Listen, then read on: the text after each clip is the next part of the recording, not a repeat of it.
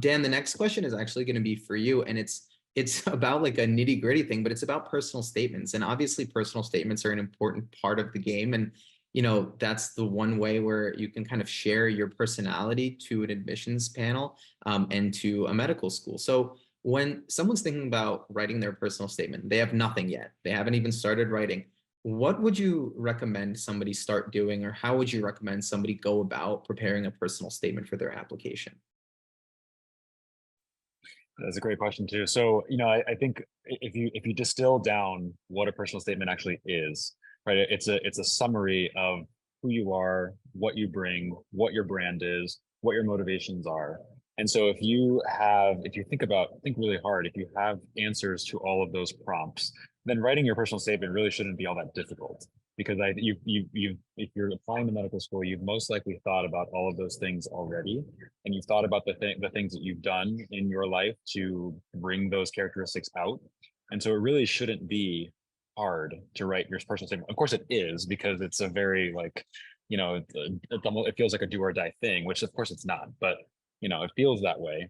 But if you can really nail down, not so much an elevator pitch, because it's certainly longer than an elevator ride, but if you can nail down what it is that you're doing, why you're here, what you think you bring to the table, why they should choose you, then your personal statement should just kind of flow freely, because really what it is a summary of all the things that you've done. Some people choose to do things in a different way, and I mean, there's pluses and minuses to that, but I think if it's putting your best foot forward, it's what are you bringing to the table, and how can you distill that to the admissions committee in the best possible way. Yeah, really try to understand your mission of like, who are you, what encapsulates you, and how can you best teach someone everything about you in a single page. Absolutely.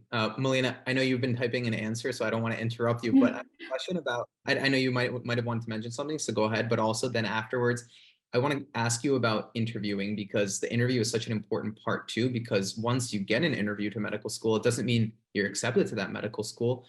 Do you have any experience interviewing people? And also, what interview advice would you give to students who are kind of considering getting to that next level? And then when they're doing it, what advice would you give?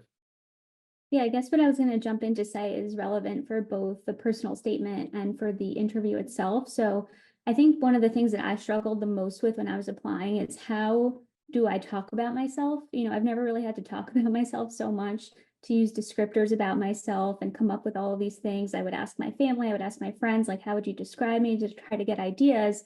But really, what actually one of my pre-med mentors and advisors told me to do, which I did, was take a personality test online. I think personally that it's a really good way, like a Clifton Strengths or like a Gallup Strengths test. And they kind of spit out like 10 strengths and descriptors of you. And you realize, like, oh my gosh, those are quite accurate. And obviously you're not going to use those word for word, but then you start to get ideas from that. And that's something that I use commonly during my personal statement, when I was just trying to fill in experience and what strength I had from that, or during an interview. So I really recommend that all pre-meds and even residency applicants do some sort of personality test to get another perspective on how to speak about themselves well. Yeah, thank you so much for sharing that. Having a personality test is probably really helpful, so that you really get to know yourself and how you're going to answer these questions and truly what drives you. Dan, a question for you that's sort of on the same topic of people applying. Was your interview experience overall, was it all standard? Was it just traditional one-on-one interviews with people? Were there multiple mini interviews? Are there different kinds of interviews in general? And how would you recommend students approach the interview if maybe it's not even just a one-on-one conversation? So fun fact about me, and just to give all of you here some perspective, I think I'm surrounded by nothing but glory, I can tell, here in this group. And I almost feel like I'm not worthy, but I applied to many medical schools and I got 2 interviews. I only did one, and it was Robert Wood, which is where we all went to. So me, Dan, and Josh went to school, and it was multiple mini interviews. So that was my only experience. The second interview I wound up not accepting, because I had already gotten in to where I wanted to go. So, so I only experienced the MMI, and I loved the MMI. So, and there are some feelings about the MMI. I'll be honest. Some people love it, some people don't. I love it because I like talking to lots of people. It's like that's my style. It's part of the reason why I went into emergency medicine, because it's a lot of talking, it's a lot of schmoozing, and that's essentially what the MMI is. Residency was also that. So I don't really have any experience with one-on-one, like winner take all type thing. So I'm probably not the best person for that, but for my previous career in teaching, a lot of the interviews were like that. And, it's kind of, you kind of hope for the best because you only have one. And, it ultimately one of the sort of skill sets that they want to see in someone who's wanting to be a physician is your ability to talk to pretty much anybody. So not everybody has good experiences with that. Sometimes people, the interviewer says something or you say something and it just doesn't go very well. But, ultimately one of the things that they want to be able to see is you're able to talk to anybody, be put into any situation and get yourself through it.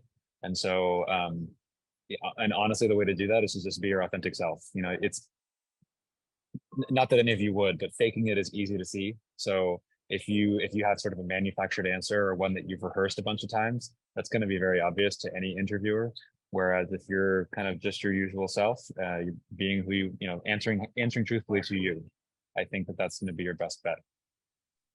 Yeah, definitely. And, communication is one of those critical physician skills, right? Because that's what we do all day, right? We talk to patients. So being able to talk to anybody from any background in any situation is really important. And so I have sort of a tangential question for Josh around the topic of communicating, because medicine, it's a fairly small field, and networking is such an important part of that. So when you're applying to medical school, or even beyond that, when you're applying to your residency programs, it's a lot of it really does become how well you're able to network, whether it's at conferences or just in general from your mentors. Josh, what are some tips that you have for people who, are looking to expand their network and kind of become better communicators with different people who can help them in the future? I think part of it is just putting yourself out there and putting your foot in the door. And that can be a little bit overwhelming to do sometimes, especially if you don't know someone or if there's a specific social hierarchy that makes you feel uncomfortable to do so.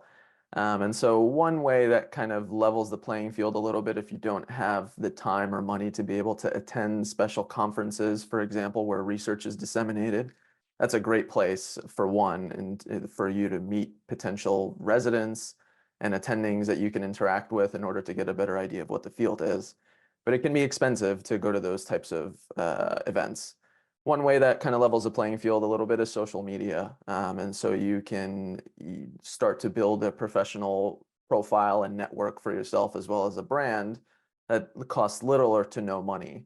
And depending on how you approach connecting with people online, you might be able to make some connections that ultimately can give you a better idea of what the field looks like, and allow you to learn from others. And I think that that definitely becomes helpful when you're trying to apply for residency and you're trying to learn about different programs when you don't necessarily have all the information spoon-fed to you at once. So going to events, putting yourself out there in the form of social media, whether it be Twitter or LinkedIn or things like that. And then go to things that your local school sponsors. So if it's suturing workshops or teaching events, research symposiums, things that don't cost any money. You can go there and just try to get an idea of the types of people that show up, and you can interact with them. If you're a leader within an organization within your institution, you're in more of a position to invite people to come speak at your organization. And so that's one way to build those connections. It's all about kind of being a little bit creative while also understanding the boundaries that happen with certain social interactions, depending on which venue you use. But there are various opportunities. Yeah, that's fantastic point. Really, like even using social media is so valuable. And I know we're going to share any sort of ways to get in touch with you guys if you're interested at the end of this as well, because I know there's a lot of valuable advice out there online. So even just being here and listening directly to our panelists is just so helpful already.